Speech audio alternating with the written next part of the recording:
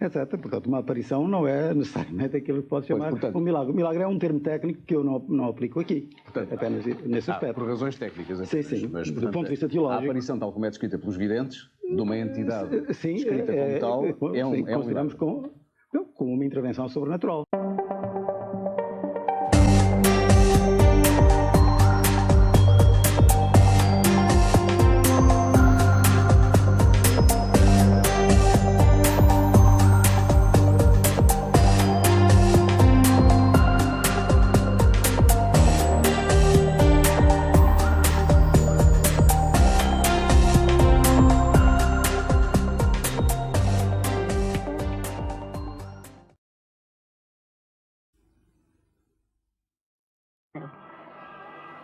E a Lúcia perguntou-lhe: e o que vem cá fazer?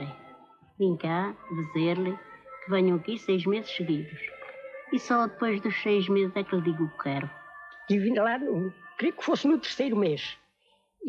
Mas não vi nada, só vi quando os pastores estavam a dizer-lhe adeus, é que eu depois me parecia que só ouvi uma zenida qualquer, um som a zenir, mas de resto ver nem vi nem ouvi. No dia 13 de outubro estávamos lá quando apareceu o sol, às voltas, assim, às voltas e descendo, que não representava que o sol vinha cair na terra. Parecia-nos que já vinha mesmo a chegar às árvores. E chegava, eu vi-o assim. O disco tornou-se bronzeado. Girava circularmente, mas não em volta do eixo. Se descrevendo, assim, simples em volta de um eixo. E dando a impressão de que descia a ponto de nos convencermos que ficávamos esmagados pelo sol. O sol desceu. E apareceu São José com o menino Jesus com o braço direito estendido. E o sol, depois de nós vermos o menino Jesus nesta posição com o colo de São José, o sol subiu outra vez para o mesmo lugar. Ficou uma chuva de flores que atingiu bastante terreno. São uns momentos, talvez um minuto ou dois ou o quê. Esfriamos os olhos por todo, vi tudo de cores. Tudo de cores. E sem dar por isso, olho para mim e vejo enxuto. Olho para os outros, todos enxutos. Não é que parecia uma cena de juízo final. Uns cantavam, outros aclamavam Nossa Senhora, outros, houve até, este homem que me acompanhava, subiu para cima dos varais de um carro e dizia: "Oh, incrédulos, digam lá que não há Deus! Andem, digam lá que não há Deus!"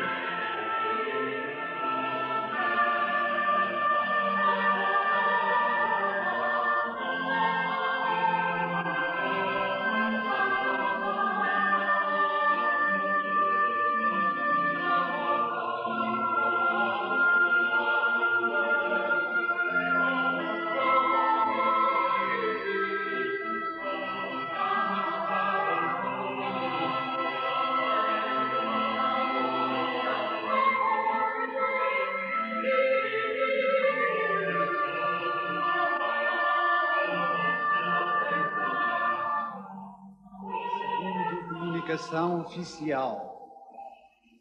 Chegada há momentos de Roma, o Santo Padre decretou, hoje mesmo, a heroicidade de virtudes dos servos de Deus, Francisco e Jacinta. O milhão de pessoas esteve hoje em Fátima, por causa do 13 de maio e por causa do Papa. Fátima foi, aliás, o principal motivo por que João Paulo II veio a Portugal.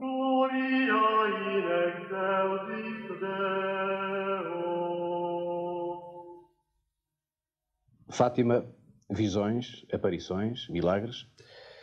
A 13 de maio, na Cova da Iria. O fenómeno do sol, a 13 de outubro. O que viu, quem viu. O que disseram os videntes e o que Lúcia acrescentou. Profecias, mensagens e segredos à espera de revelação. Fátima, 1917, sobrenatural ou extraterrestre, mistérios para um debate que é da ciência e da religião. O Dr. Geraldo Freire tem 63 anos e é o cônego da sede de Porto Alegre, professor catedrático da Faculdade de Letras de Coimbra, é doutor em Linguística Latina especialista em crítica textual, foi por isso convidado para trabalhar na edição crítica dos textos de Fátima, tarefa que atualmente coordena. Autor de obras como João Paulo II, Peregrino de Fátima e um ensaio sobre o terceiro segredo, o padre Geraldes Freire considera que, e vamos citar, Fátima é uma manifestação da Santíssima Virgem a favor do homem contemporâneo no sentido de resolver os mais graves problemas do século XX, o ateísmo e o marxismo. Com 58 anos, o padre Luciano Guerra é reitor do Santuário de Fátima desde 1973. Doutorou-se em Filosofia e Teologia nas faculdades de Roma e Salamanca e ainda no Instituto Católico de Paris. Diretor de um colégio secundário durante alguns anos, é autor de diversos artigos e conferências, designadamente sobre as relações de Fátima com a autoridade pontifícia. O doutor Luciano Guerra define o que se passou em Fátima como uma intervenção de Deus na história dos homens. Fina da Armada tem 46 anos e é formada em História pela Universidade do Porto. Professora do ensino preparatório e investigadora de História na área da mulher, é colaboradora regular de jornais. Autora de Fátima, o que se passou em 1917, escreveu com Joaquim Fernandes Intervenção extraterrestre em Fátima, as aparições e o fenómeno OVNI. Tem formação católica, foi catequista, hoje considera-se cristã. Quanto ao que se passou em Fátima, a doutora Fina da Armada considera que as aparições foram verdadeiras, mas não foi Nossa Senhora que lá apareceu. Joaquim Fernandes, já citado coautor com Fina da Armada do livro Intervenções Extraterrestres em Fátima, tem 45 anos. É jornalista e está a completar o curso de História na Faculdade de Letras do Porto. Fundador e membro da Comissão Nacional de Investigação do Fenómeno OVNI, dedica-se há vários anos à pesquisa histórica nesta área do conhecimento. Com formação católica e considerando-se cristão, Joaquim Fernandes define o que se passou em Fátima em 1917 como, citamos, um fenómeno digno de atenção científica que terá resultado da interferência de vários níveis da realidade que nos cerca. Dominicano com 76 anos, Frei João de Oliveira Faria é formado em Teologia e durante 20 anos foi diretor de um colégio do ensino secundário. É autor de várias obras sobre assuntos doutrinários de teologia, designadamente o livro Perguntas sobre Fátima e Fátima Desmascarada. Atualmente dedica-se à pregação e escolheu ocupar-se do apoio aos pobres e doentes. Frei João de Oliveira considera os acontecimentos de Fátima, tal como foram revelados pelos videntes, como verdadeiros milagres e comunicações de Deus. Interroga-se, contudo, sobre as revelações tardias de Lúcia. Editor da secção Ciência, Tecnologia e Educação do Jornal Público, José Vítor Malheiros é o jornalista esta noite convidado a comentar, no final, o debate que aqui vamos agora iniciar. Muito boa noite a todos. Frei João Oliveira, o senhor estava em Fátima em 13 de maio de 1924, tinha 10 anos então, e assistiu a um fenómeno que, aliás, também ocorreu por ocasião das aparições, aquilo que se chamou chuva de pétalas ou cabelos de anjo, flocos brancos vindos do céu. Podemos começar o debate com o seu testemunho. O que é que o senhor viu nesse ano de 1924, portanto há 67 anos? Eu era rapazito, mas já com sangue na guerra. E em vez de ir da minha casa para Fátima, fui para a escola da Atoguia, fui da minha casa direitinho a Fátima pelos caminhos de cabra que havia nesse tempo, com a curiosidade de ver o que lá se passava. Assisti realmente a essa chamada chuva de rosas e recordo-me que toda aquela gente exclamava: "Que é isto?" E ninguém deu explicação. Só víamos e admirávamos aquilo que caía só sobre a multidão do recinto de Fátima, do santuário. E isso é que para nós fez mistério. O senhor tocou em algum desses flocos? Bem tentei. E outros tentaram, mas ninguém conseguia. Porque apanhávamos uma pétala, íamos a ver e ela já tinha desaparecido. Grande decepção. E naturalmente que muitos desejariam colher e recolher e guardar. Mas nem eu, nem ninguém, que eu saiba, ninguém conseguiu. Era aspecto de pétalas brancas que caíam em chuva sobre a multidão, mas ninguém conseguia reter, guardar na mão alguma pétalazinha. O senhor Eu recordo-me que aquela gente toda era, ai, o que é isto? E havia quem aventasse uma explicação. Aquela gente humilde que fazia aquele conjunto compacto de gente de olhos no céu ao ver aquilo. E diziam alguns, são as graças de Nossa Senhora a cair sobre nós. Ficámos nesse mistério. E ainda continuamos nele. Ninguém no seu livro, Frei João Oliveira, escreve, a certa altura, referindo-se a este episódio, escreve que vi o fenómeno, mas não sei explicá-lo. Quem ousará negar o seu caráter sobrenatural? A esses flocos brancos, os investigadores da ovniologia chamam fibra alvina. Joaquim Fernandes ousa negar o caráter sobrenatural do fenómeno a que o Frei João assistiu? Ora bem, penso que não será esta altura ideal para discutirmos a natureza sobrenatural ou não sobrenatural do fenómeno. É um fenómeno físico, registado, palpável, que pode ser recolhido, pode ser sujeito a ensaios laboratoriais, pode ser determinada a sua natureza, neste caso, de um modo geral, dos casos que têm sido recolhidos no âmbito religioso de Fátima, porque não foi só o caso testemunhado em 1924, foi também o caso de 1957, que se apanharam imensas amostras sujeitas a análises químicas, sujeitas, por exemplo, a uma microcombustão, que se revelou tratar-se de um produto vegetal e não animal. Portanto, tem que se refutar aqui a hipótese de ser meras teias de aranhas caídas do céu, por exemplo, saídas da natureza.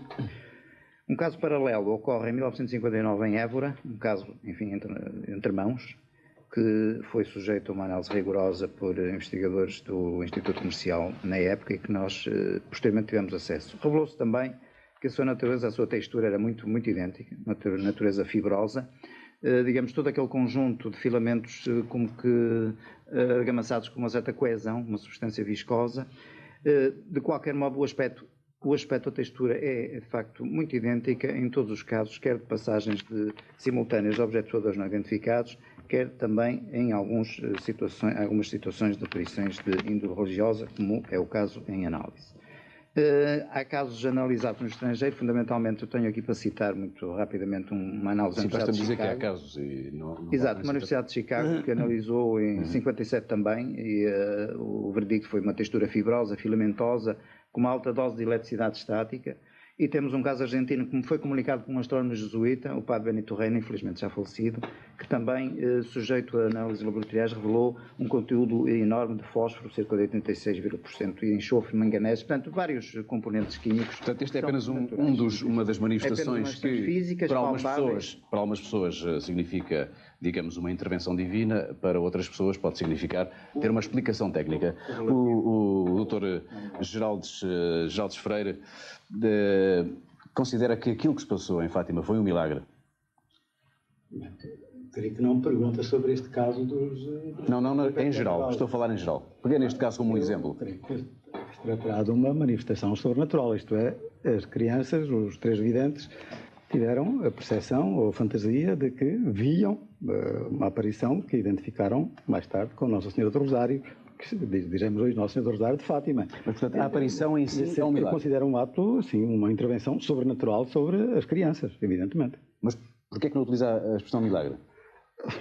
Há uma diferença ou não? Sim, eu julgo do ponto de vista técnico, teológico, que podemos falar de milagre. Milagre é quando uma coisa se atua contra as leis da natureza, não é? Ou fora das leis da natureza. Pode ser um milagre segundo o modo, que nesse caso a coisa pode atuar de acordo com a natureza, mas fora do tempo em que as coisas atuam, etc. Portanto, uma aparição não é necessariamente aquilo que pode chamar um milagre. O milagre é um termo técnico que eu não aplico aqui, portanto, apenas nesse aspecto. Por razões técnicas. Sim, mas, do portanto, ponto de vista teológico. A aparição, tal como é descrita pelos videntes, de uma entidade escrita como tal, é um milagre.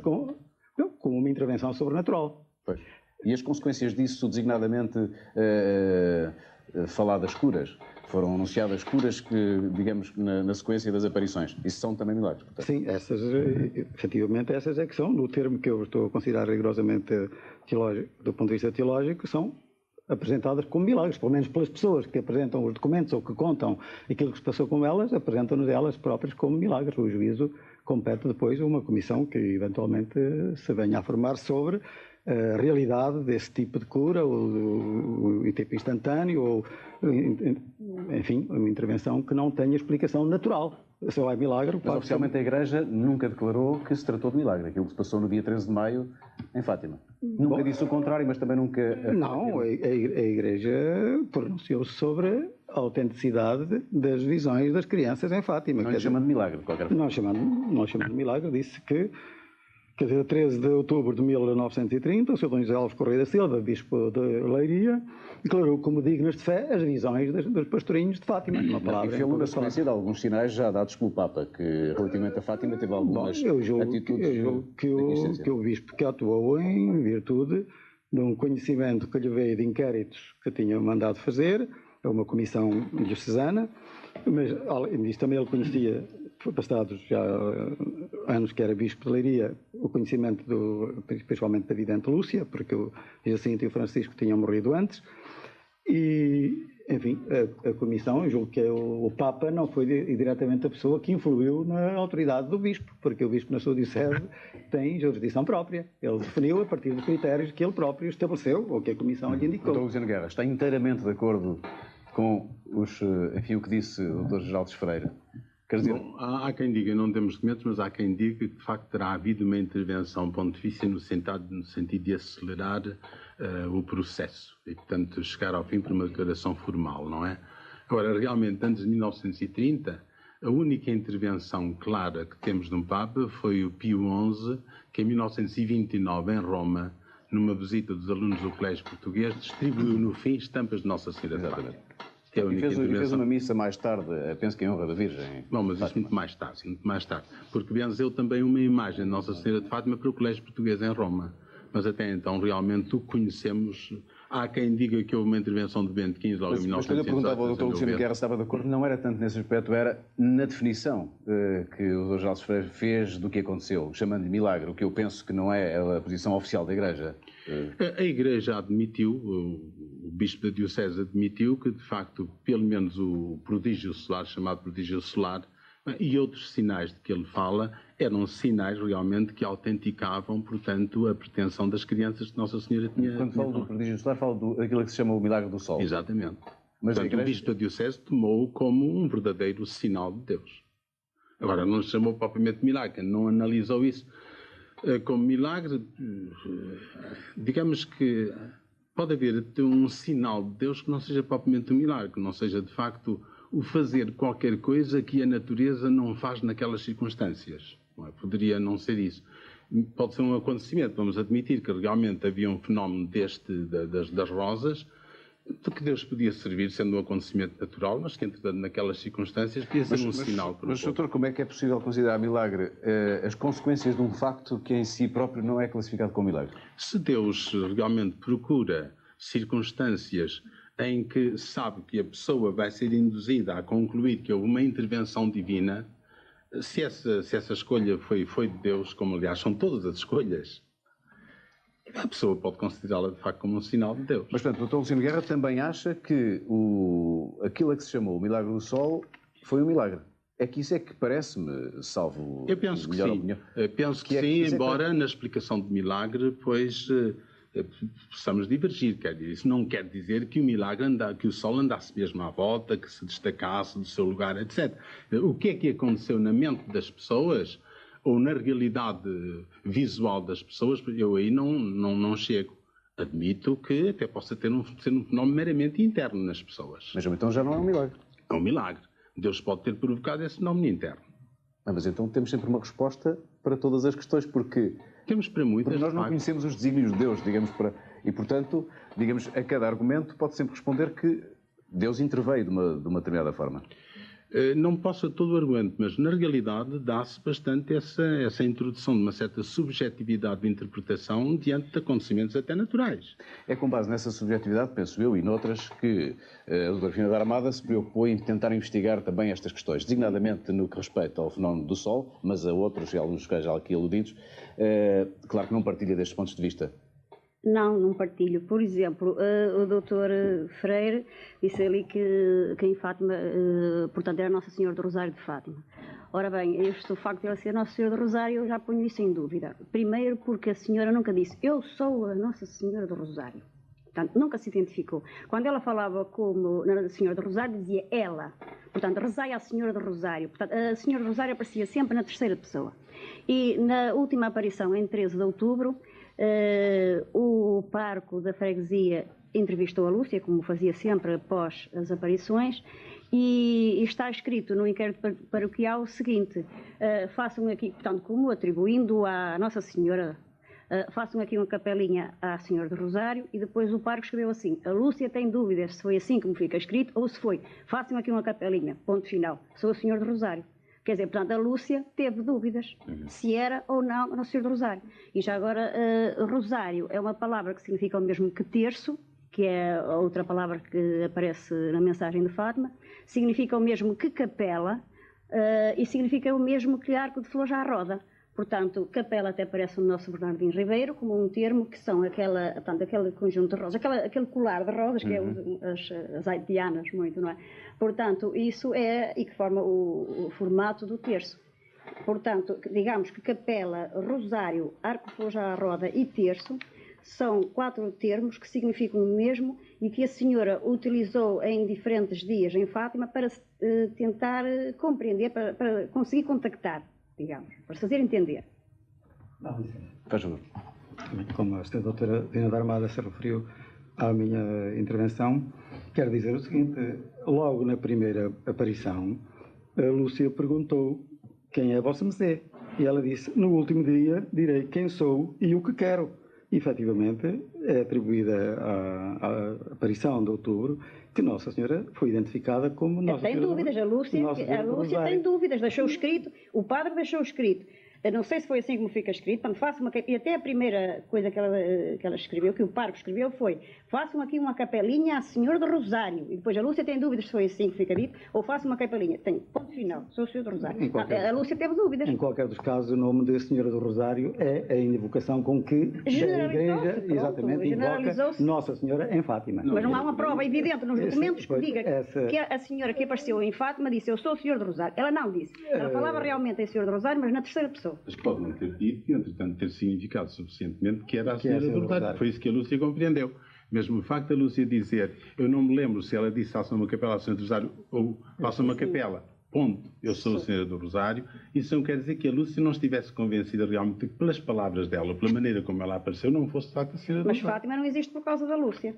Com certeza. Não existe por causa da Lúcia. Quer dizer, há imensas crianças no mundo que dizem que vem Nossa Senhora e ninguém lhes liga. Portanto, o Fátima existe por causa dos fenómenos atmosféricos. Não, e sobretudo por causa do Milagre do Sol. Isso é que deu, sobretudo o Milagre do Sol, é que deu credibilidade às aparições de Fátima. Para o Dr. Joaquim Fernandes, o Milagre do Sol é o quê?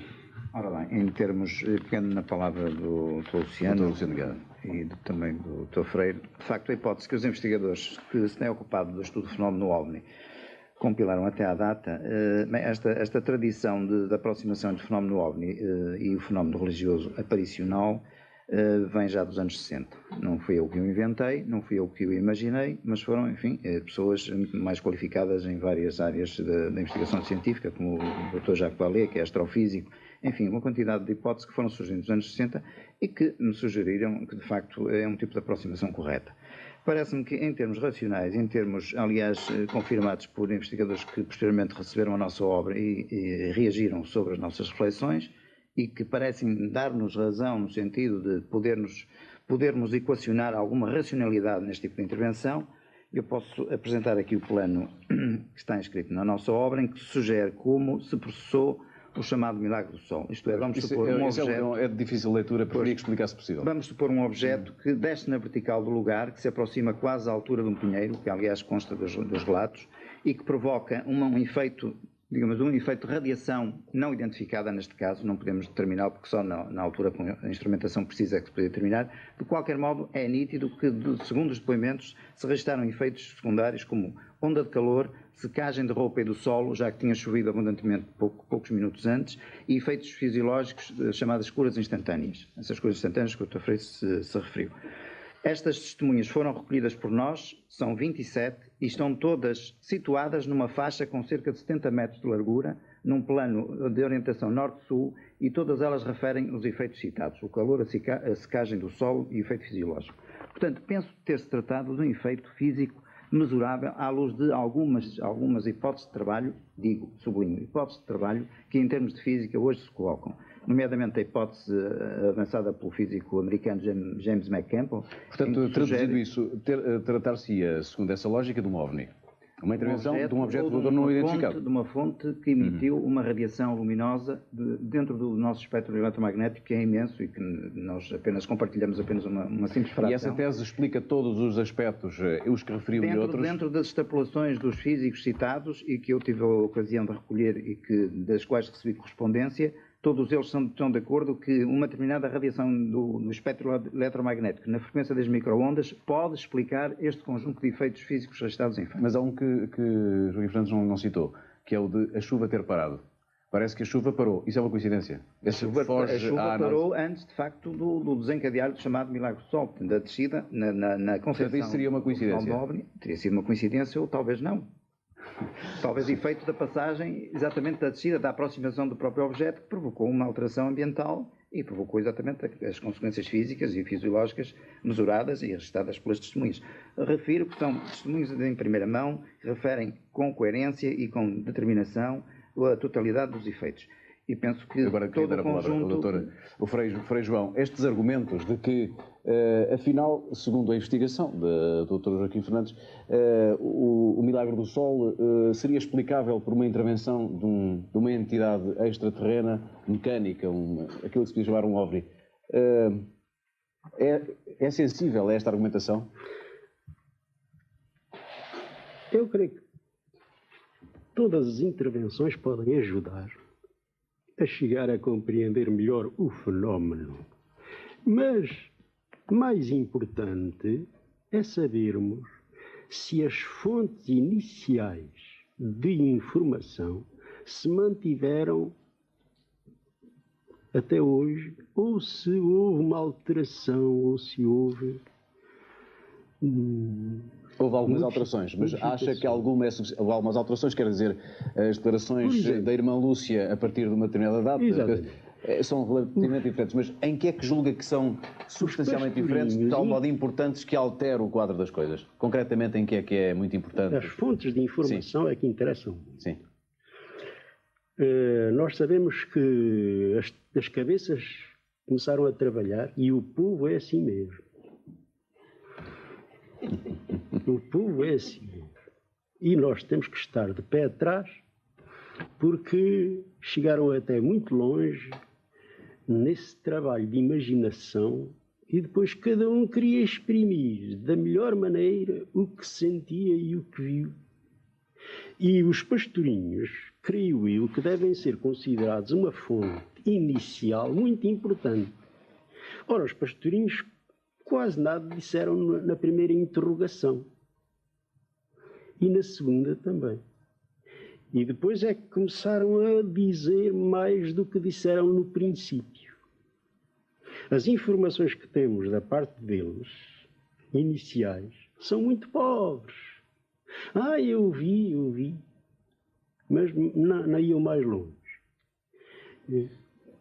Mas depois, noutras interrogações posteriores, já diziam mais e muito mais do que disseram à primeira vez. E isto é naturalmente compreensível. Todos nós, e o povo então ainda mais, a princípio viu qualquer coisa, mas depois a cabeça trabalha. Portanto, põe-se um problema de saber até onde é que se pode acreditar e a partir de onde é que não se deve acreditar. E saber ao certo o que é que eles informaram no princípio. Dr. Luciano Guerra está a analisar, Dr. Geraldo Freire está a analisar os textos.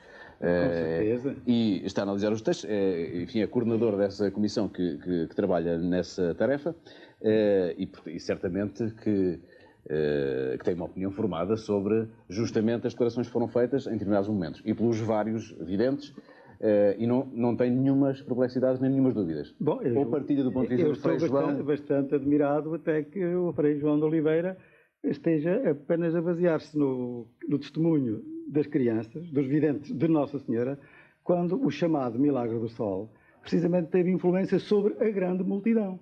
Um jornalista do século que lá se encontrava, logo, na reportagem seguinte, veio dizer o que é que ele viu, e o que é que ele viu. E ele veio explicar, mais tarde, numa outra redação, o mesmo a perplexidade, a admiração, porque o milagre do sol não é só a secagem das roupas, ou o aumento de calor, etc. Bom, pelo menos a sensação que as pessoas tinham de que o sol parece que caía sobre as pessoas. Por outro lado, o sol que rodava sobre si próprio. Por outro ainda, a mudança de luz, a diversa de luz, o amarelo, o vermelho, o roxo. Exatamente. Portanto, esse fenómeno... Mas a minha intervenção... A Lúcia diz que não viu o milagre do sol. Como eu estava a dizer, não é sobre o depoimento da Lúcia e dos pastorinhos que nós nos baseamos para saber o que foi o chamado Milagre do Sol, a 13 de outubro, mas sobre dezenas e dezenas de testemunhos escritos de jornalistas, de pessoas fidedignas. Na semana passada, nós tivemos a acabar de analisar o chamado testemunho do Conde de Alvaiazer, como também o testemunho do Dr. Almeida Garrett, longos testemunhos de pessoas formadas em Direito, ambos, os dois formados em Direito, mas que descrevem em pormenor o que se passou. Mas a par desse, nós temos dezenas. Temos arquivado dezenas de testemunhos. Se me permite a interrupção, mas o problema é que nós conseguimos juntar 100 testemunhos do Milagre do Sol. A doutora Fernanda Armada tem 100 testemunhos. Portanto, nós não podemos partir, dizer assim, as crianças estavam, digamos, absorvidas com a visão de Nossa Senhora, e devo dizer-lhe que nesse dia, Frei João de Oliveira sabe perfeitamente, que eles dizem, o que viram mais? Nós vimos também São José e o Menino Jesus. Quer dizer, eles continuaram absortos numa visão, chamemos, sobrenatural. Mas o Francisco não via, não é? O Francisco via inteiramente. Não ouvia, exatamente. Quanto o milagre do sol se deu em relação à grande multidão. Permita-me, o Frei João, fazer esta correção, que é só o que eu queria dizer. Portanto, o milagre do sol foi presenciado por muitas, não sei, 50 mil pessoas estavam lá, mas nem todas também viram. Portanto, por milhares de pessoas, algumas das quais dizem que não viram. Nós não temos nada que, neste momento, a não ser que me perguntem depois, que analisar esse caso, mas temos descrições pormenorizadas de testemunhas fidedignas que, em pormenor, dizem tudo os diversos aspectos. De uma forma indireta, está-me a dizer que não se encontram grandes dificuldades, quer dizer, os depoimentos oferecem uma grande coerência para a sua análise. Estava a dizer isso indiretamente. Porquê é que ainda não saiu a edição dos textos? Agora aproveito para lhe perguntar. Não, porque é um trabalho que é guardado com uma grande ansiedade. Licença, todos os que aqui estão presentes conhecem algumas, meia dúzia, uma dezena ou mais depoimentos descritivos do que foi o milagre do sol. Sim, mas há a expectativa de que do trabalho que o senhor está a coordenar saia realmente alguma coisa que seja diferente e que ofereça novos elementos para a análise. Eu peço vénia para dizer que eu fui colocado à frente desta comissão em 11 ou 12 de setembro passado, pela primeira vez. O Sr. Reitor poderá dizer porque é que a edição definitiva, ou oficial, ou mais completa, crítica dos textos não saiu. Mas, quais são as dificuldades, que não estão... Grandes dificuldades que dificuldades são meramente técnicas. Para já eu posso declarar aqui, pelo menos os quanto eu saiba, não têm sido secretos, é o que eu queria não dizer. Há qualquer tipo de segredo, não há qualquer tipo de sonegação de documentos. Não. O que acontece? Eu cheguei em 1973, em 1974 o Dr. Alonso apresenta-me 16 volumes, portanto era uma estante, aqui está a minha obra, vamos editá-la. Eu contratei uma tipografia, fiz o contrato, comprei o papel para que se pudesse fazer a edição. E quando o primeiro volume foi apresentado na tipografia, recebo uma carta de um amigo nosso que nos diz: eu passei para a tipografia, por acaso tive acesso àquilo e aquele volume não está publicável. Não está publicável, não tem um aparato científico suficiente, a pessoa não conhece a portuguesa. Então, digamos uma coisa, vamos ficar surpreendidos com alguma coisa que vai surgir na edição. Quer dizer, realmente a edição trará alguma coisa nova relativamente àquilo que se sabe sobre enfim, eu estou convencido que não.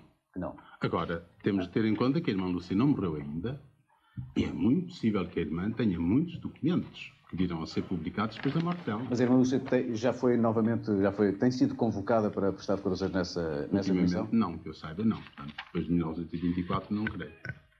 Porquê é que não é entrevistável a irmã Lúcia, por exemplo? Bom, eu penso que a razão fundamental está em não criar realmente um foco de interesses, não quero dizer jornalísticos, mas tipo popularesco à volta da irmã.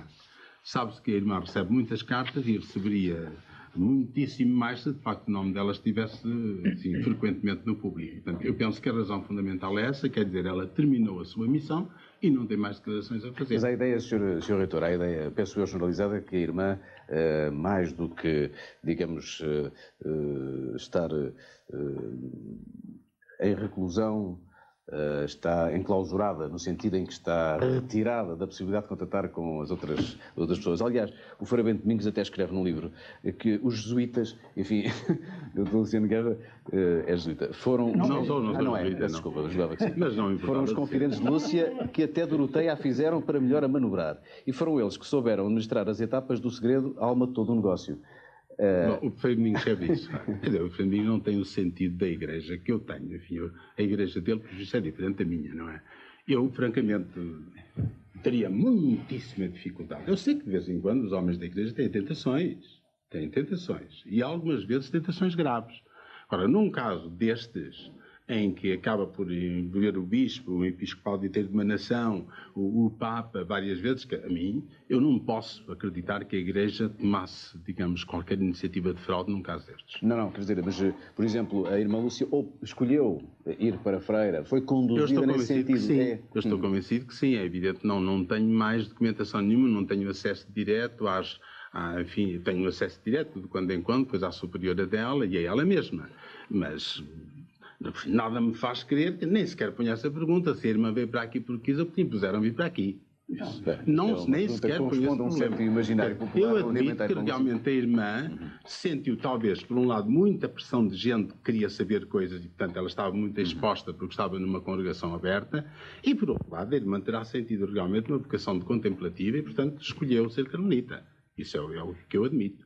Ora, se o Frei Bento tem acesso a outras fontes, sei que eu não sei. Eu gostava de dizer... Sim, faz favor. A Lúcia, quando foi para o convento, tinha 14 anos. Ora, aos 14 anos a gente quer é brincar, namorar. Portanto, aquela ideia de que ela foi por vontade própria não me parece muito verdadeira. Aliás, em 1935 ou 1936, o escritor Antero de Figueiredo entrevistou-a, teve autorização para a entrevistar. Ele era membro da Academia das Ciências e também membro da Academia Brasileira de Letras. A Madre Superiora informou sobre ele para saber se era católico e tal. Portanto, ninguém põe dúvidas acerca do Antero de Figueiredo. Ora, o Antero de Figueiredo registrou acerca, portanto, do facto de ela ter sido enclausurada, de viver oculta e ignorada. Registrou o seguinte, como resposta da Lúcia: custou-me muito, foi um duro sacrifício, mas consola-me a ideia de que obedeci a quem me mandou e de que este meu sacrifício é para a glorificação de Nossa Senhora. Portanto, mandar-na para o convento. Na outra parte, ela diz também... Desculpa, era interessante saber. Portanto, tão desejosa de viver longe, oculta e ignorada, Lúcia firme na sua noção absoluta do dever, que austeramente lhe norteia a vida e com nitidez lhe a conduz, respondeu com a perfeita calma da consciência exata dos que bem cumprem. Então, custou-me muito, custou-me. Mas ela não foi para o convento. Ela foi para Vilar. Vilar não era um convento. Pronto, era um colégio, mas que era dirigido por uma Madre Superiora, que também o Antero Figueiredo diz que essa Madre Superiora nem a queria aceitar, porque achava patética e fazia patéticas às outras raparigas. E quando a viu a primeira vez, segredou para o capelão que ela era um bicho do mato. Portanto, também não a aceitou lá muito bem. Agora, virando a pergunta ao contrário, qual era o interesse de encaminhá-la para um convento, do seu ponto de vista? Bem, talvez porque Fátima, enfim, tinha que prosseguir e a Lúcia realmente... Eu acho que a Lúcia que falava demais e não convinha dizer aquilo que ela disse no princípio. Mas por razões de contradições em que podia entrar ou por outra razão? Não sei, quer dizer, porque ela desde o princípio dizia sempre que via uma mulherzinha bonita. Foi isso sempre que ela disse. E a primitiva descrição que ela deu ao padre da freguesia não corresponde a uma senhora. A primitiva descrição é mais ou menos isto. Ou seja, ela, a entidade trazia um vestido com riscos ao comprido e a travessos, trazia o manto também ao comprido e a travessos, trazia um casaco, que é difícil desenhar, e o casaco é que tinha 2 risquinhos nos punhos. A saia era travada, isso ela disse ao padre Lacerda do jornal Mensageiro de Leiria, portanto em novembro de 1917, ela fez o gesto de ser a saia travadinha e o padre perguntou-lhe se ela conhecia as saias travadinhas e ela disse que as saias das senhoras conheciam às pregas. Portanto, ela desenhou mesmo que a saia era travada e que a saia não lhe vinha até baixo. Portanto, a descrição que ela disse, era assim, disse que trazia uma bola, que o Cónigo Formigão, em 1917, diz borla, mas no primeiro depoimento dela, em 1922, ela diz que tinha uma bola à cintura. O terço que ela trazia, isso é que eu não sei se sofreria a ação da gravidade da Terra, porque hoje os nossos terços, sabe como é, ficam, talvez pela matéria como são feitos, não ficam assim direitinhos, não é? Ela trazia o terço, a Jacinta diz que a senhora que abria as mãos até aos ombros, portanto, possivelmente se ela trazia o terço aqui, ao abrir as mãos até aqui, o terço ficava aberto. Na minha opinião, um terço, está aqui o terço, e está aqui este símbolo. Ora bem, este símbolo é o símbolo do cromossoma feminino, que certamente deve ser a única coisa comum que as mulheres do cosmos tenham, quer dizer, nós e mulheres de outros sítios, cosmos, bem, quando diz cosmos, sei lá, de outro sítio qualquer que não seja a Terra. Além disso, é também um símbolo ligado ao planeta Vênus, e é também um símbolo ligado à Vênus deusa. Portanto, há mesmo enciclopédias, sobretudo a Enciclopédia Ilustrada Espanhola, diz que Vênus que era representada assim com este símbolo. Dr. Jorge Freire, porquê que, havendo um desenho, este desenho é feito a partir das descrições dos videntes, não é? Conforme eles descreveram, assim foi feito o desenho. Porquê que havendo um... Os desenhos não são originais, os desenhos foram feitos a partir da nossa interpretação. Das declarações dos videntes. Chegou-se àquele desenho. Robô.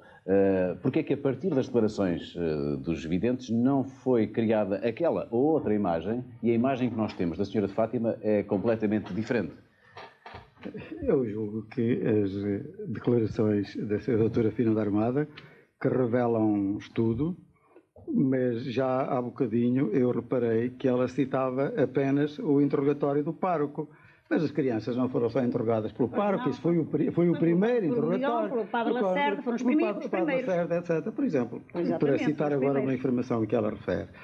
O Padre Lacerda perguntou-lhe, quando ela descreveu como era o vestido, perguntou se a saia era travadinha. Ela disse, eu não sei o que significa travadinha. Ela disse, apenas conheço a saia. Ela pôs-se de pé e com um gesto com pregas. Ela saia. Ela desconhecia o termo travadinha. Exatamente. Até desconhecia o termo travadinha. Desculpa, eu não estou aqui para a contrariar, não é?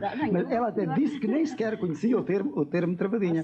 Portanto, o que acontece é que um terço, tanto é aquilo como a senhora doutora Fina da Armada apresenta, como é isto que eu tenho aqui. Mas isso é a ação da gravidade da Terra. Ele cai para devido à matéria de que é feito. Isto é um terço. É um terço. Mas já não... Enfim, independentemente agora para falar em Vênus, para falar, enfim, símbolos femininos, etc., eu julgo que o terço pode ter aquela forma, se nós considerarmos que ele é constituído por 50 Ave Marias, 5 Padre Nosso, e que tem aqui uma cruz no fim, mas não é apenas manter-se a parte do rosário. E, portanto, podemos pô-lo naquela posição como noutra qualquer. Isto não é fruto da gravidade da Terra. Eu estou-lhe a dar as formas... A matéria, se for feito de uma matéria dura, estou-lhe a dar as formas que puramente entendo. Portanto, aquela interpretação, a senhora doutora é inteiramente livre, tomar a interpretação que quiser, mas um terço não tem nada a ver com o símbolo feminino, nem com a deusa Vênus, nem com a Luciana, até porque começou por não ter nem 150 Ave Marias, nem 50, um terço, perdão, nem o Rosário, 150 Ave Marias, nem um terço, apenas 50, mas sofreu uma evolução ao longo dos séculos. Estes especialistas do Rosário são precisamente os dominicanos, sabem perfeitamente que o Rosário não nasceu assim, feito como nós o temos hoje. Portanto, pode ter a interpretação que quiser. São Domingos que apareceu no... Exatamente, pode ter a interpretação que quiser, mas não pode atribuir isso nem a Nossa Senhora, nem ao terço, como o símbolo do Rosário. Temos ainda uma segunda parte para completar este programa. Eu agora pedi licença para fazer um pequeno intervalo e voltamos já.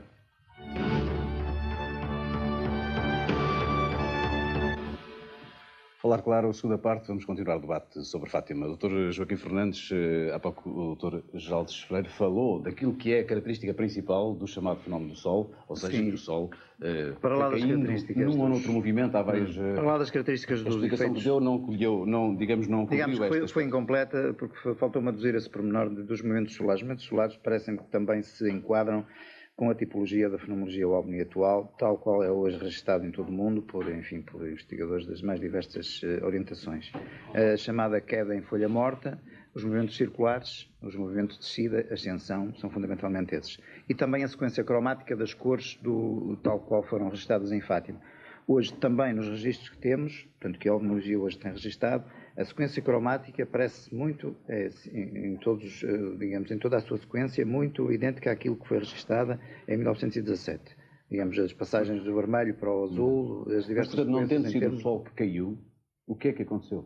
na sua interpretação? Portanto, dentro da nossa perspectiva, dentro de algumas propostas, nomeadamente do professor Augusto Messin, que é um professor eminente de Física, da Universidade de Lovaina, o Sr. Freire com certeza que saberá o que significa a Universidade de Lovaina, a Universidade Católica de Lovaina, que me diz: sou católico praticante, mas não me sinto de modo algum aprisionado num qualquer dogmatismo e julgo que é nosso dever procurar sempre a verdade.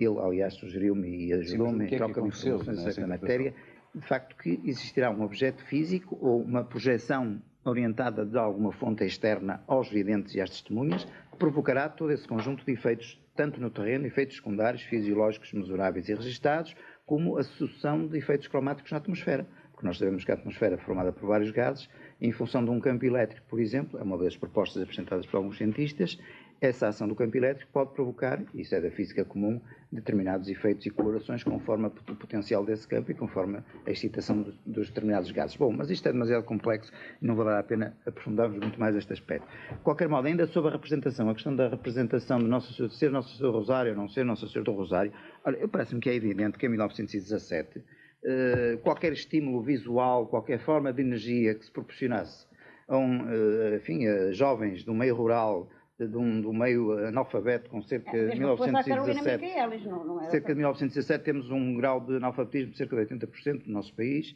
Eu penso que qualquer representação obtida a partir de um estímulo e representando um ser antropomórfico teria que ser entendido no respectivo contexto religioso, da cultura religiosa da época. E a Lúcia não poderia ter dito que tinha aparecido Krishna ou Maomé, teria ter dito necessariamente que teria sido a Virgem Maria, já que a representação morfológica se assemelha a uma entidade feminina. Eu penso que dentro daquilo que Jung e o Carl Jung estudou, dentro dos arquétipos, enfim, que em psicologia das profundidades nós estudamos, pensamos que estas representações têm que ser entendidas no contexto de cada época, e naturalmente que a ciência em 1907 estava extremamente bloqueada e atrasada, e nunca se iria debruçar sobre um fenómeno que ultrapassava de longe todas as suas capacidades.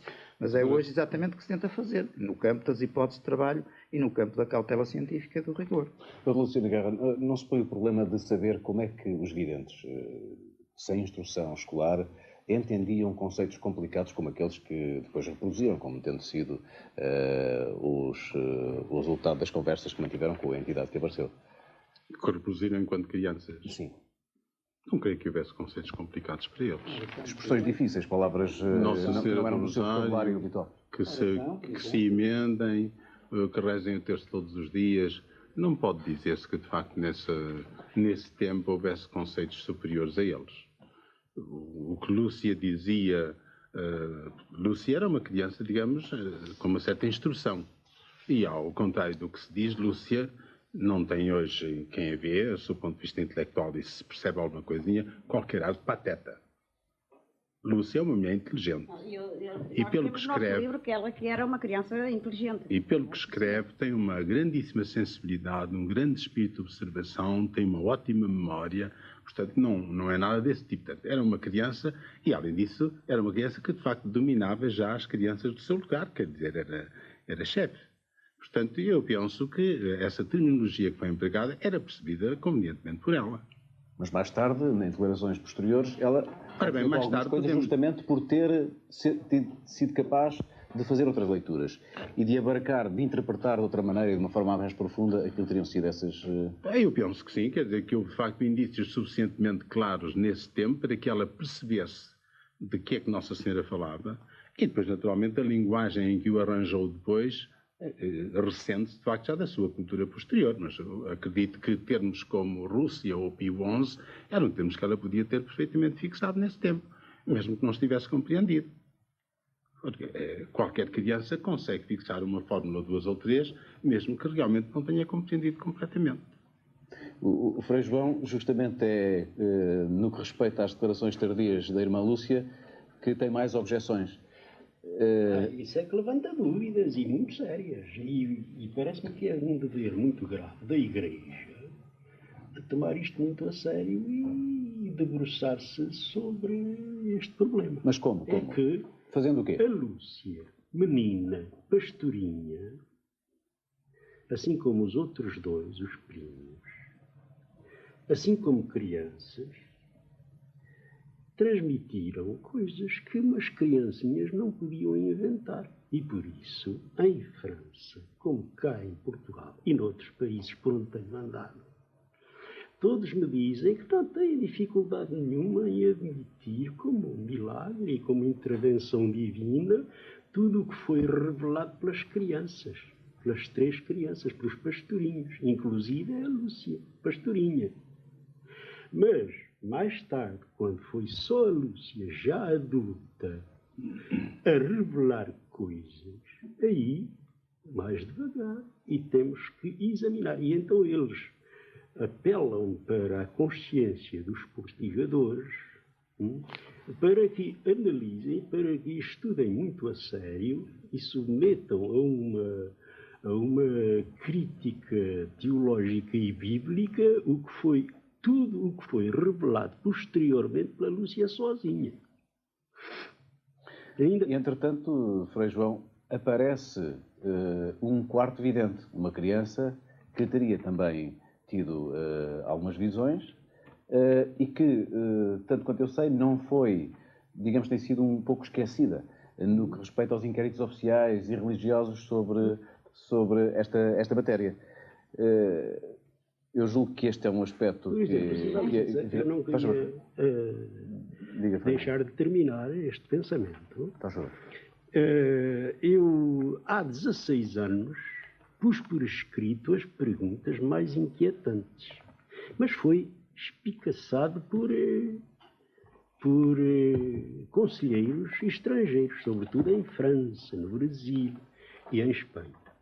E, por conseguinte, como disseram, vocês, os portugueses, os que estudam, têm a obrigação de examinar muito a sério tudo o que foi revelado posteriormente pela Lúcia sozinha, porque nos testes nulos, isso que dizem alguns, e foi por isso que eu pus por escrito e submeti essas perguntas a alguns teólogos, sobretudo em França, e eles continuam a dizer, vocês têm a obrigação de tomar muito a sério esta análise das revelações tardias e isoladas da Lúcia. Mas, sempre insistindo, tudo o que foi revelação primitiva, através das 3 crianças, ninguém vê dificuldades em admitir, até porque 3 criancinhas daquela idade e daquele meio não podiam inventar o que disseram.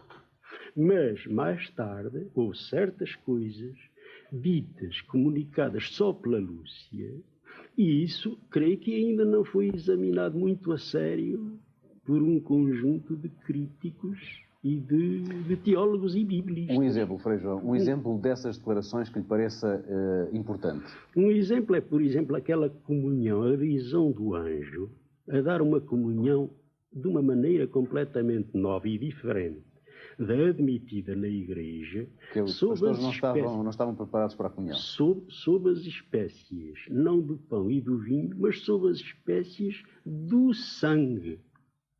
Ora, eu submeti isso ao critério de um teólogo francês, mas muito autorizado, e ele disse-me logo, até aqui nós não tivemos dificuldade nenhuma em admitir Fátima e aceitar Fátima em toda a sua integridade, porque vinham através de criancinhas que não podiam inventar. Mas isso, essa comunhão agora, dada sob as espécies do sangue, isso é impossível, não podemos admitir, e pronto, e acabaram em que não era possível. A resposta é que o Dr. Geraldo Freire, nós já vamos à doutora Fina da Amada, a resposta que o Dr. Geraldo Freire dá a esta questão, que o Frei João destacou de algumas das inquietações que tem, concretamente esta. Vai contra, enfim, os princípios. Eu tenho que voltar um bocadinho mais atrás, não é? Porque o Frei João foi um problema que tem muito a ver com a minha profissão de filólogo e de crítico literário. Eu fui professor de filologia clássica e filologia moderna, enfim, línguas e literaturas. Evidentemente, estamos a tratar de memórias, testes, como disse o Frei João, testes nulos.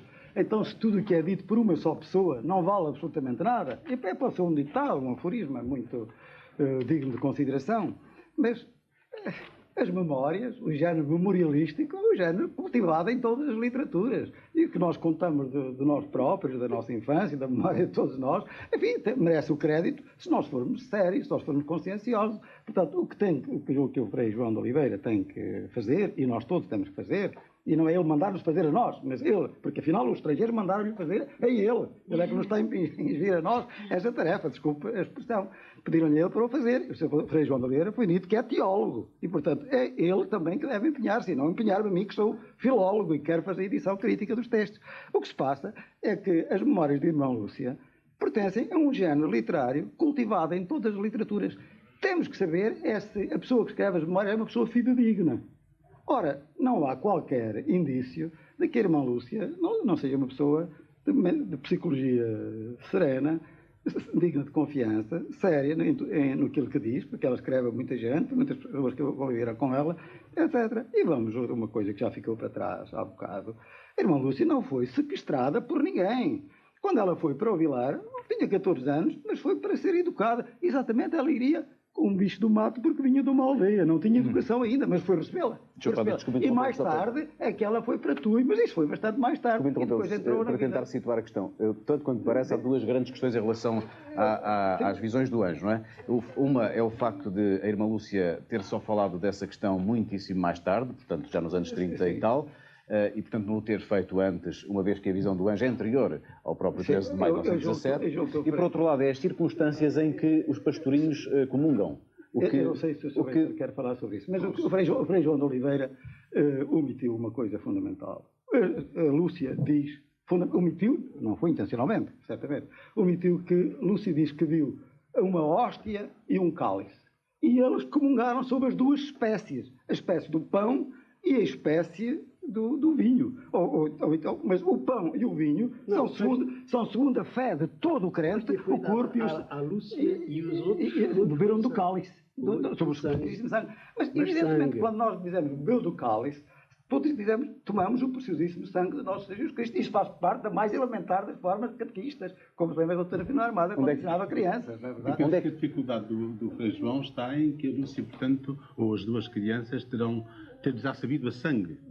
Ora, isso não consta em parte nenhum. Não é isso que está em questão.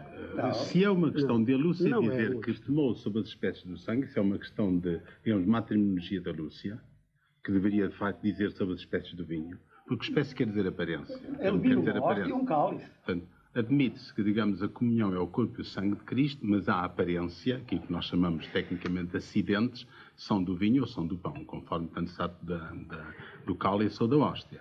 Portanto, ela, ao dizer que tomaram o preciosíssimo sangue, isso dizemos também nós, tomamos o sangue de Cristo. Agora, ela não disse que aquilo que lhes soube a sangue. Ela não diz que isso lhes soube a sangue. Não diz, mas é preciso muito cuidado, porque eles, os dois pequenitos, receberam a comunhão sob as espécies do sangue. E é isso que Mas quem é que disse isso? Sobre as espécies do sangue? Está lá, Isso pode ser uma descrição dela, uma descrição errada. A Irmã Lúcia o que diz é que aos meus primos o anjo deu-lhes a comungar do cálice. Mas é em forma de sangue.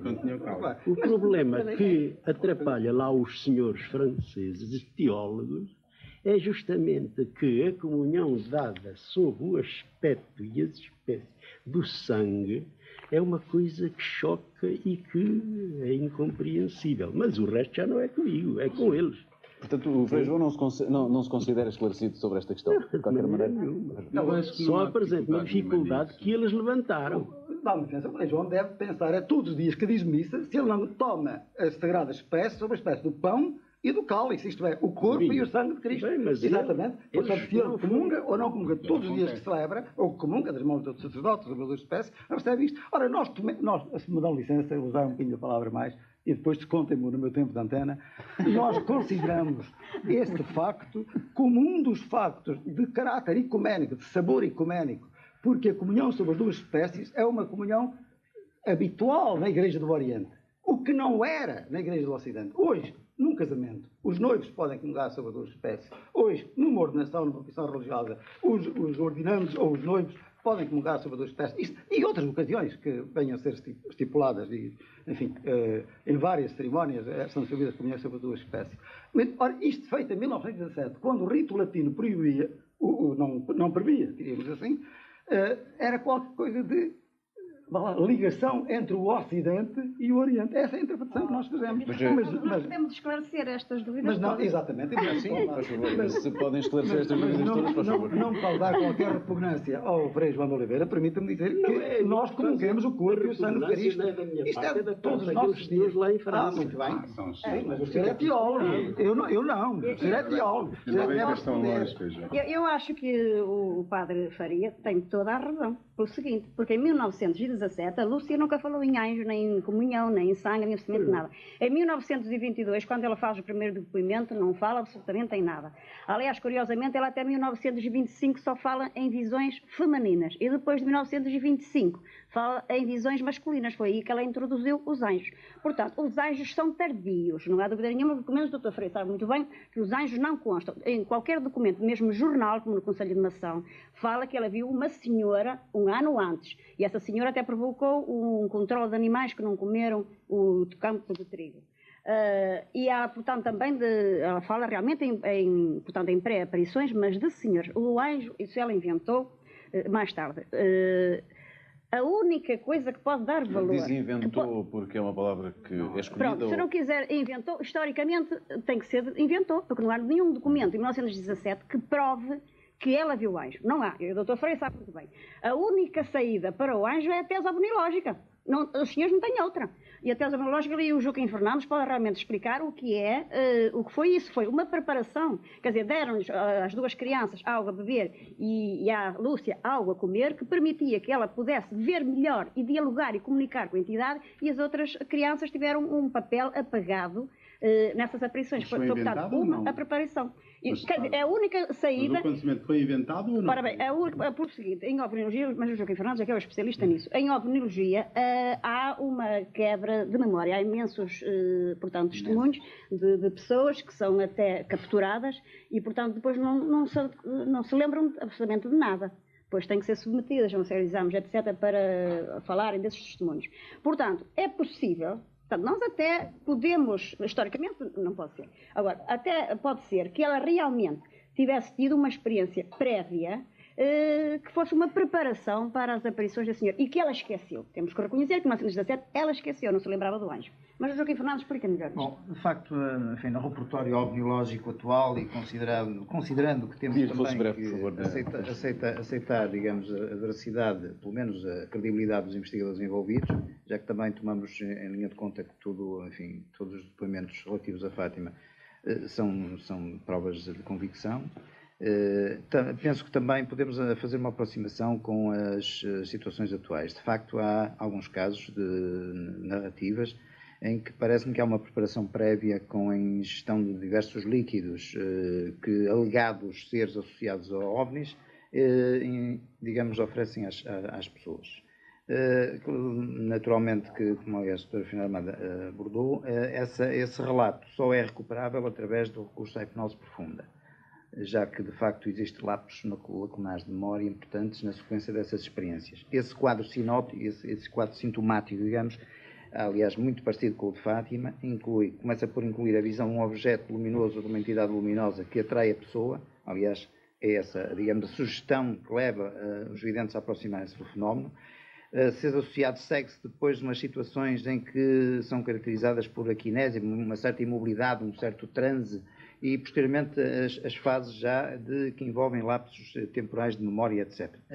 Nos depoimentos que nós recolhemos, penso que são visíveis e detectáveis todos esses pressupostos que implicam este tipo de contacto que hoje é transportado e é transportado. Esse fenómeno da perda de memória poderia aplicar-se à irmã Lúcia quando ela não se recorda da existência de um quarto vidente, que há pouco aqui aludimos e que eu agora voltava a reintroduzir aqui. Existe penso que isso é uma experiência separada, uma experiência separada. 60 anos depois surge um quarto vidente. Eu queria perguntar designadamente... Primeiro contassem aqueles que conhecem essa experiência do quarto vidente. Pode ser o doutor Luciano Guerra, dado que o seu doutor, no seu livro A Mensagem de Fátima, que fala no anjo, aliás, foi por ter lido o livro do anjo, na Carolina, depois do anjo da quarta vidente, é que estamos a falar, Carolina não é? Carreira é quarta vidente, pois.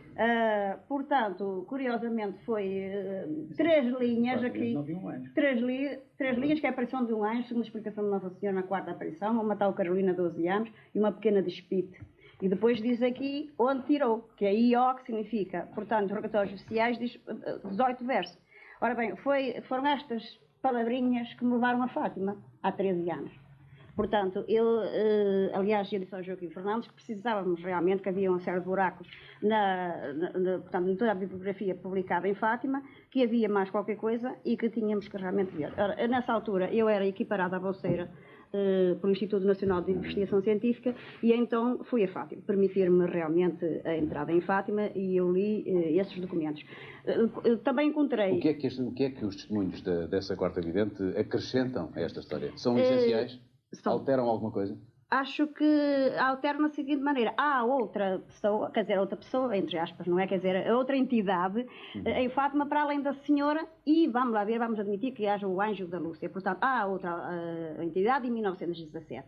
Essa entidade, portanto, aparece descrita como o Anjo. Nessa altura, como eu me encontrava em Fátima, procurei a Carolina, que ainda era entrevada, mas ainda era viva. A Carolina, aliás, teve uma vida normal, casou e tudo mais, e estava a ser tratada pelas sobrinhas. A Carolina prestou um depoimento que eu gravei numa cassete e ela diz que nunca tinha sido interrogada por ninguém, mas que realmente ela tinha visto. Ela diz que viu no dia 28 de julho, portanto, um dia que não tem nada a ver com os dias 13, que ela estava a guardar gado com outra rapariga de Espírito de nome Conceição e que estavam num alto e viram na cova, no sítio da azinheira, uma personagem pequenina. Ela diz um menino, ela até diz uma criança, que eu até insisti a perguntar-lhe se era menino ou menina e ela nem soube esclarecer o que era, disse uma criança, que devia ter entre 9 e 10 anos, tinha um vestidinho branco e que estava à volta da azinheira. Ela sentiu chamarem por ela, portanto, vem cá e reza 3 Ave Marias, repetidamente, vem cá e 3 Ave Marias. Ela fala à Conceição que está ao lado, tu não ouves nada. E a rapariga diz, não estou a ouvir nada. Elas foram-se embora, foram dar uma volta, mas viram que o gado que estava sossegado, porque elas estavam a servir um patrão, e o patrão, segundo ela disse, era muito bravo, portanto tinha medo que o gado se desviasse, mas como o gado estava sossegado, elas voltaram e então continuou a ver o anjo e disse-lhe, vem cá e reza 3 Ave Marias, quer dizer, chamou-a mesmo. Ela não foi. O que é verdadeiramente relevante da existência desse quarto vidente? É que é uma personagem que não tem a ver nem com Nossa Senhora, nem com o anjo católico. Portanto, é outra personagem que comunica à distância telepaticamente, portanto, não com um discurso, não em português, digamos assim, comunica à distância. E também revela outra coisa, é que se passou mais qualquer coisa na mensagem, no diálogo da Lúcia com a senhora, do que a Lúcia escreveu mesmo tardiamente, mesmo em 1942. Porque ela chegou a casa e contou à mãe, a Maria Capelinha, que é uma personagem excepcional e extraordinária na história das aparições de Fátima. A mãe não acreditou, nem um irmão, mas ela depois disse à Lúcia para perguntar à Nossa Senhora quem é que a filha tinha visto. E, segundo a Lúcia disse e contou à Maria da Capelinha, na aparição do Valinho, no dia 19 de agosto, ela perguntou se tinha aparecido mais alguma vez e mais alguém na Cova da Iria. E a senhora esclareceu que a Carolina o que tinha visto era um anjo. Portanto, foi palavras, portanto, da entidade. Curiosamente, mais tarde, o futuro bispo do Viseu, José Pedro Silva, perguntou-lhe a esse respeito. E disse, afinal, a irmã recorda-se de ter perguntado à senhora acerca do anjo e tal, da Carolina, e ela respondeu, não me lembro de nada. Isso foi por volta de 1946, 1947, corrija-me se estou enganada, portanto já tinha passado, a Lúcia esqueceu também isso. Pois, foi por aí que eu comecei. Dr. Geraldes Freire, como é que explica que as autoridades religiosas tenham esquecido a existência desta quarta vidente e nunca a tenham ouvido? Porque o seu depoimento poderia ser importante. Quer dizer, qual é a sua interpretação? Não estou a pedir a responsabilidade. Eu começo por dizer, com a franqueza que me tenho que expor neste momento, que eu tomei conta da documentação em setembro passado, que estamos a estudar os documentos de 1917, o que já são mais de uma centena, e que, portanto, já vimos tudo o que é referente às aparições, interrogatórios de 1917, e que não há a mínima referência, não há a mínima referência. Então não é o que diz ali o Dr. Luciano Guerra aqui no livro? Eu não estou a dizer que a testemunha não aparecesse, etc. E que isso não faz parte da mensagem de Fátima, que isso não se encontra nos relatórios do pároco, que isso não se encontra nos relatórios do Dr. Formigão, que isso não se encontra nos relatórios do Dr. Lacerda, e que a irmã Lúcia também estão lembradas disso em 46. Nos arquivos de Formigão encontrei... Convinha um esclarecimento uma vez que o doutor confirma a existência desta quarta vez. É sabido que nestas ocasiões de peregrinações, ao lado das verdadeiras que, portanto, são admitidas por alguns, há sempre uma chusma-rusma de falsas. Ou seja, este que viu aquilo, aquele que leu com o outro também viu Nossa Senhora. Esta seria falsa, outra viu o Sol. Possivelmente foi assim que a autoridade a tomou, quer dizer, foi uma coisa lateral. Mas porquê é que o Dr. Luciano Guerra a citou no seu opúsculo? Eu já nem me lembro disso, escrevia há tanto tempo. Aliás, já nem sei onde é que está o exemplar disso. Portanto, vinha lá, não sei não sei neste momento porque é que a citei, mas acho que se pode citar, admitindo que de facto foi um fenómeno, digamos, coexistente. Agora, que a autoridade que investigou os acontecimentos achou que não devia tomar em conta. Não é. Pode ter pensado. Desculpa, está escrito nos interrogatórios oficiais de 1923 que é um documento dentro da Igreja. É um documento oficial. Os interrogatórios oficiais de 1923 não é um documento de parte. Mas no documento oficial podem estar documentos que não são aceitos, que depois se acha que de facto... Muito bem, se me permitem, entrávamos num último capítulo, de resto temos muito pouco tempo, mas eu não queria deixar de falar desta questão, que é a questão do segredo de Fátima, da mensagem, e designadamente a terceira parte do segredo. Porquê é que a terceira parte não foi revelada se a entidade que apareceu manifestou o desejo de que realmente o segredo fosse revelado a partir de uma determinada data? E ela já passou. Dr. Luciano Guerra, ela não manifestou o desejo. Ela disse que poderia ser revelado a partir de 1960. Exatamente. Mas porquê é que então não foi? Aconteceu, enfim, o acontecimento foi muito simples. Nessa ocasião, o Bispo de Leiria teve que mandar para Roma todos os documentos da irmã Lúcia para obter a tal missa de Nossa Senhora de Fátima. Quando o bispo chegou ao segredo que estava fechado e selado, interrogou-se: não posso fotocopiar isto, o que é que eu devo fazer?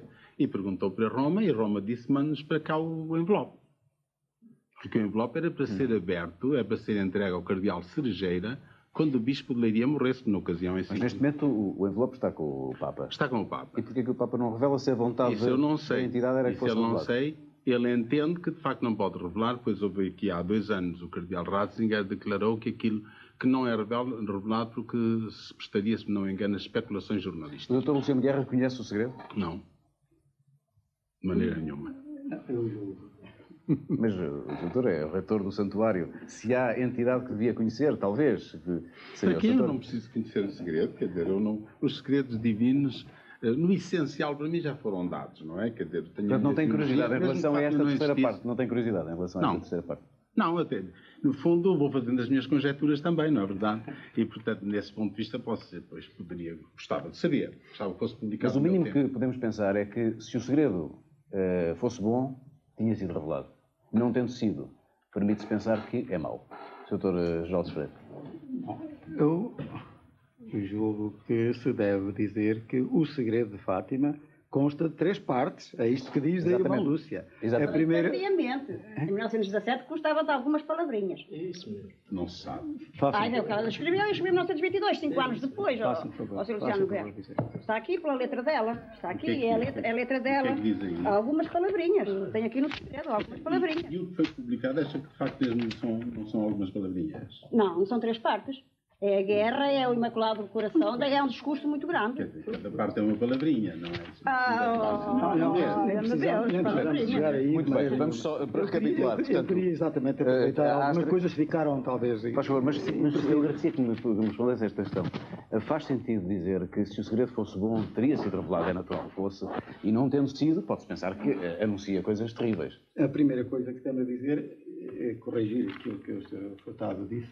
É o seguinte: Lúcia nunca escreveu que o segredo devia ser revelado depois de 1960. Disse que ele pode ser revelado se ela morrer ou depois de 1960. 2 condições. Mas não era do interesse da humanidade que ele fosse revelado, sendo se ele anunciasse coisas boas? O segredo, e eu tive a sorte de ser a primeira pessoa, creio eu, a quem o Monsenhor Capo Vila disse, que fui aberto, onde Maria, por fim, o meu Padre Santo triunfará, e será dado ao mundo algum tempo de paz, e na 4ª memória, a irmã acrescenta mais uma frase: em Portugal se considerará sempre de alguma da fé. Evidentemente que, perante as conjecturas que já se tinham feito, eu escrevi em 1977, as conjecturas que já se tinham feito sobre o que era o segredo, e então estava muito em voga uma conjectura, não é uma tese, uma conjectura de que a terceira parte do segredo de Fátima era sobre a chamada crise na Igreja, quando anos antes, aquela que o senhor se refere, era que a terceira parte do segredo de Fátima era sobre uma catástrofe, uma guerra atómica, uma destruição mundial.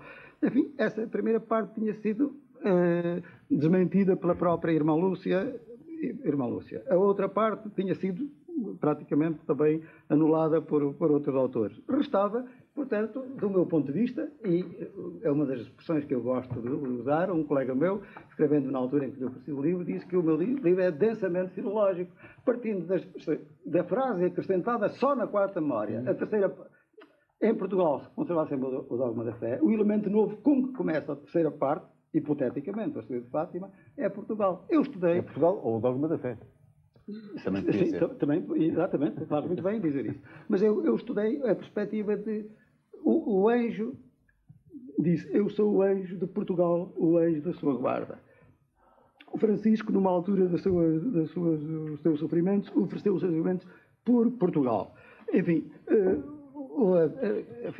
como sabe, a minha conjetura, não passa de uma simples conjetura, como qualquer conjetura filológica, bem neste caso relacionada com a interpretação disso, é de que a terceira parte será a continuação da segunda em relação a Rússia espalhará os seus erros, etc. Não é? E eu penso que se de facto a terceira parte começa em Portugal, se está sempre o dogma da fé, ele estará relacionado com o que passará em Portugal. Podemos considerar que as duas primeiras partes se cumpriram? Quer dizer, não se acertou na questão da guerra nos dois aspectos? Eu penso que sim, que se cumpriram. Realmente, a guerra não acabou quando foi anunciada, a Segunda Guerra não começou como foi previsto, não começou nas datas, enfim, segundo a previsão, houve ali uns desacertos. Bom, a conversão da Rússia pode considerar-se que é o que se passou agora, que tem passado no leste nos últimos anos? Eu penso que sim, quer dizer, a mudança é de tal maneira radical, num sentido de uma liberdade religiosa, porque penso que o sentido fundamental daquela profecia era o ateísmo. E, portanto, nesse sentido, pode dizer-se que, de facto, a Rússia se converteu.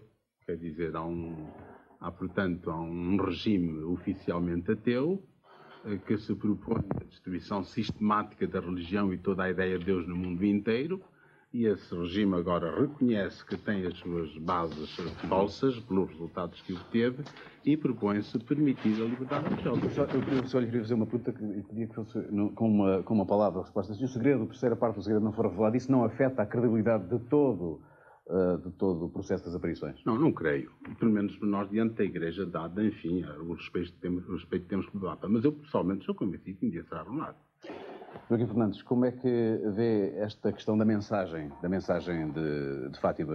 Certamente não quererá discutir o conteúdo, mas do ponto de vista da ovniologia, como é que pode ser abordado? Transportá-la à atualidade e verificar que, de facto, descrições atuais dos chamados contactados, isto é, os videntes modernos, que afirmam ter, enfim, de algum modo recebido mensagens de entidades associadas aos OVNIs, como, enfim, designações como o Astar, como os Humitas, enfim, movimentos que depois surgem na sequência desses contactos, transportam também uma ideia de mensagem, até com intenções preventivas, da demonstração sobre o futuro da humanidade. Portanto, há todo um conjunto de referências salvíficas também, transportados por essas pessoas. Ora, devemos aceitar ou não aceitar? A questão que realmente no plano científico se coloca é: serão estas testemunhas credíveis?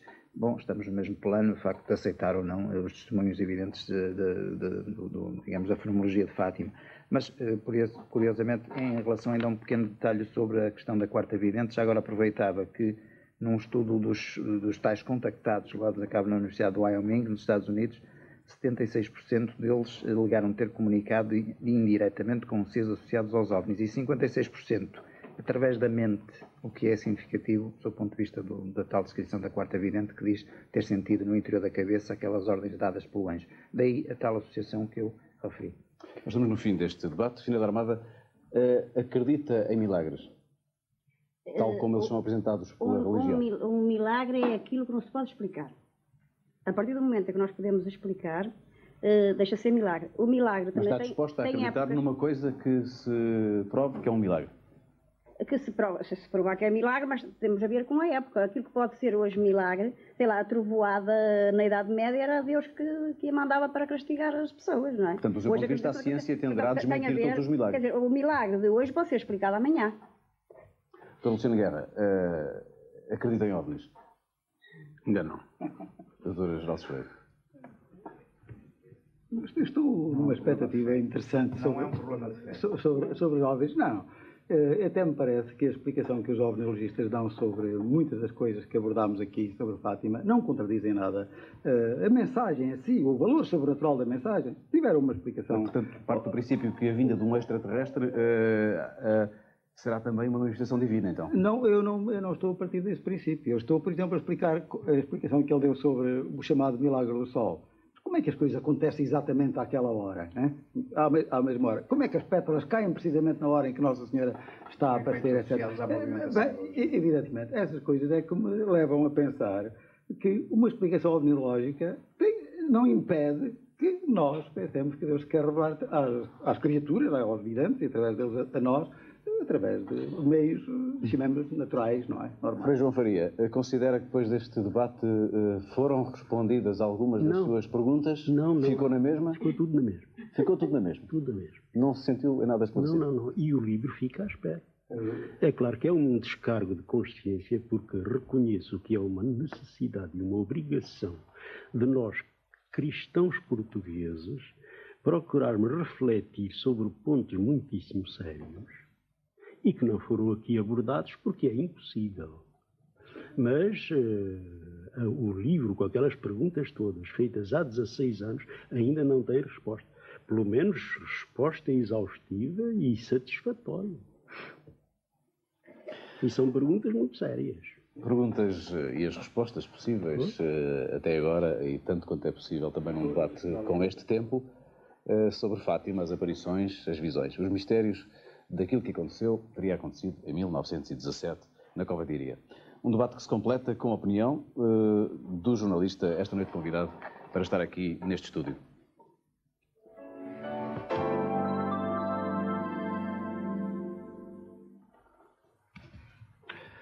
Bom, eu começava o meu comentário por dizer que é muito curioso que a Igreja se disponha a discutir aquilo que é um dos seus ex-libris mais conhecidos, que é o fenómeno de Fátima, e que se disponha a discuti-lo com duas pessoas que tentam dar para os mesmos fenómenos explicações radicalmente diferentes. Isso é interessante em si, mas parece-me que é, dentro desta questão, o que é particularmente interessante é que, relativamente a questões mais concretas, como aos milagres que terão ocorrido em Fátima, e dou como exemplo a chuva das pétalas brancas de rosa, que a Igreja encar com o maior dos à vontade uma explicação absolutamente racional, uma explicação de todos os dias para o facto.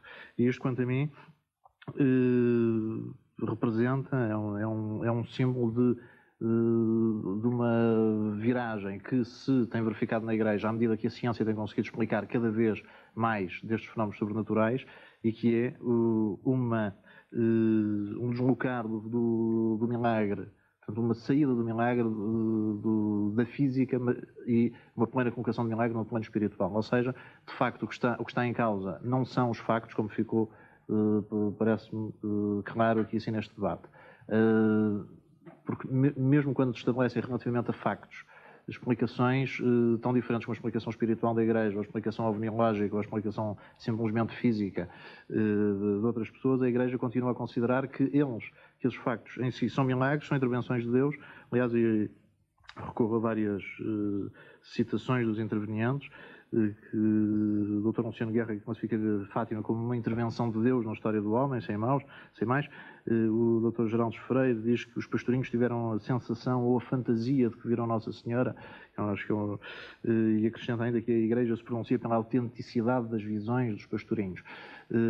A ambiguidade desta noção, a autenticidade das visões, o que é uma visão autêntica, ou o que é um sonho autêntico, dá-nos uma ideia do tipo de validação que a Igreja faz destes fenómenos.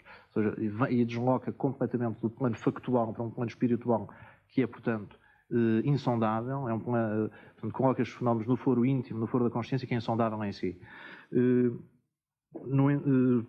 No entanto, seja Fátima, digamos que os fenómenos de Fátima poderão, portanto, ter uma explicação natural ou uma explicação sobrenatural. Há uma questão que, no entanto, foi aqui assim abordada um pouco por todos os participantes e que é importante. É possível que alguns destes fenómenos tenham sido objetos de uma manipulação ou de uma falsificação, ainda que houve pelo menos dúvidas manifestadas quanto a isso, como manipulação de depoimentos, ainda que as manifestações de Deus, para alguém que tem uma perspectiva religiosa do mundo, as manifestações de Deus possam acontecer através de fenómenos do dia-a-dia, elas com certeza não irão manifestar-se através de falsificações ou manipulações de depoimentos. Portanto, do ponto de vista puramente factual, eu diria do ponto de vista da investigação, diria que esse é um aspecto que continua por esclarecer e exigir uma investigação histórica e científica rigorosa. O jornalista José Vítor Malheiros, como ele viu o debate que aqui provocamos, servido pelos argumentos da fé e da razão. Segundo o historiador Arnold Toynbee, talvez a ciência não seja capaz de satisfazer as necessidades espirituais a que as religiões procuram atender, por mais que consiga desacreditar alguns dos seus dogmas tradicionais. Fátima não é um dogma do catolicismo, mas a Igreja acredita no caráter sobrenatural das aparições e a verdade é que o Papa acredita que se salvou do atentado sofrido há 10 anos graças a um milagre da Virgem. Um milagre certamente só admitido após comprovada a ausência de uma explicação natural para o sucedido, que era o que preconizava Santo Agostinho. Muito boa noite.